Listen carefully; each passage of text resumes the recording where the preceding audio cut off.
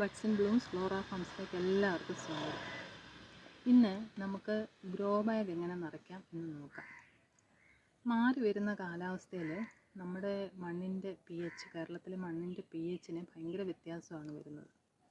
അപ്പോൾ മണ്ണിൻ്റെ പുളിരസം കൂടിയിരുന്നാൽ ചെടികൾക്ക് മൂലകങ്ങളെല്ലാം വലിച്ചെടുക്കാൻ പ്രയാസം വരും. അതുകൊണ്ടാണ് ചിലർ കൃഷി ചെയ്തിട്ട് പറയാറില്ലേ, ഞങ്ങൾ നട്ടിട്ട് വളമെല്ലാം കൊടുക്കുന്നുണ്ട്, പക്ഷേ ചെടിയിലൊന്നും ഉണ്ടാകുന്നില്ല എന്നൊക്കെ പറയുന്നത് നമ്മൾ കേട്ടിട്ടുണ്ടല്ലോ. അതിൻ്റെ കാരണം എന്ന് പറയുന്നത് ഇതാണ്. കാരണം pHന് വ്യത്യാസം വന്ന് മണ്ണിന് പുളിപ്രസമായി കഴിയുമ്പോൾ വേരുകൾ നല്ല വളങ്ങളൊന്നും വലിച്ചെടുക്കത്തില്ല. അപ്പോൾ അതിന് വേണ്ടിയിട്ട് ചെയ്യുന്നതെന്ന് പറഞ്ഞു കഴിഞ്ഞാൽ pH ടെസ്റ്റ് ചെയ്ത് pH കറക്റ്റ് ചെയ്യുകയാണ് ചെയ്യുന്നത്. കുറവാണെങ്കിലും കൂടുതലാണെങ്കിലും അത് കറക്റ്റ് ചെയ്ത് ആണ് നമ്മൾ കൃഷി ചെയ്യുന്നത്. അപ്പോൾ ഇപ്പോൾ അടുക്കളത്തോട്ടമൊക്കെ ഉണ്ടാക്കുന്നവർക്ക് വേണ്ടിയിട്ട് ഈ pH ടെസ്റ്റ് ചെയ്യാനും ഒക്കെ പോകാനായിട്ട് ഉള്ള ബുദ്ധിമുട്ട് ഒഴിവാക്കാനായിട്ട് നമുക്ക് ചെയ്യാവുന്നതെന്ന് പറഞ്ഞാൽ മണ്ണിൻ്റെ പുളിരസം മാറാനായിട്ട് കുമ്മായം ഇട്ട് കൊടുത്ത് കറക്റ്റ് ചെയ്യാമെന്നുള്ളതാണ്. അപ്പോൾ നമുക്കതെങ്ങനെയാണെന്ന് നമുക്ക് നോക്കാം. ഇത് ഒരു ഗ്രോ ബാഗിനകത്ത് ഉള്ള ഒരു മണ്ണാണ്, ആവശ്യത്തിനുള്ള മണ്ണാണ്. ഗ്രോ ബാഗിനകത്ത് നമ്മൾ അടിയിൽ കരിയിലയൊക്കെ ഫില്ല് ചെയ്തിട്ടാണ് മണ്ണിടുന്നത്. അതുകൊണ്ട് തന്നെ ഇത്രയും മണ്ണിൻ്റെ ആവശ്യമുള്ളൂ. കല്ലും കട്ടയും ഒക്കെ പെറുക്കി കളഞ്ഞിട്ട് ഇതൊന്നും ഇല്ലാതെ മണ്ണിനെ നമ്മൾ ശരിയാക്കി എടുത്തു.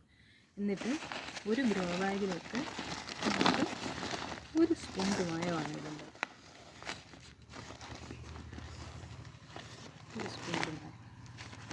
ഒരു സ്പൂൺ കുമ്മായം ഇട്ടിട്ട് നന്നായിട്ട് ഇളക്കി ചേർക്കണം.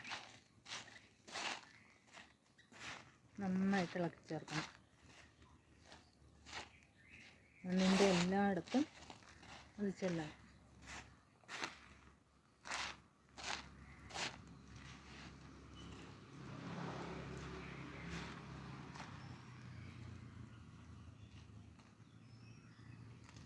ഇതിനെയും ദിവസവും നമുക്ക് ഒന്ന് നനച്ചു കൊടുക്കാം.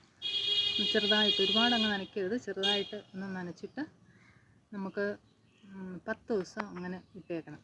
ഇട്ടിരുന്നിട്ട് 10 ദിവസം കഴിയുമ്പോൾ നമുക്ക് അതിനകത്ത് വേണ്ട ബാക്കിയുള്ള സാധനങ്ങളെല്ലാം ചേർത്ത് ചെടി നടാനുള്ള പരുവമാക്കി മണ്ണിനെ മാറ്റിയെടുക്കാം. അപ്പോൾ ബാക്കി അടുത്ത വീഡിയോയിൽ. വീഡിയോ നിങ്ങൾക്ക് ഇഷ്ടമായെങ്കിൽ ഷെയർ ചെയ്യുക, സബ്സ്ക്രൈബ് ചെയ്യുക, ലൈക്ക് ചെയ്യുക, കമൻറ്റ് ചെയ്യുക, ആ ബെൽ ബട്ടൺ കൂടെ ഒന്ന് അമർത്തിയേക്കുക.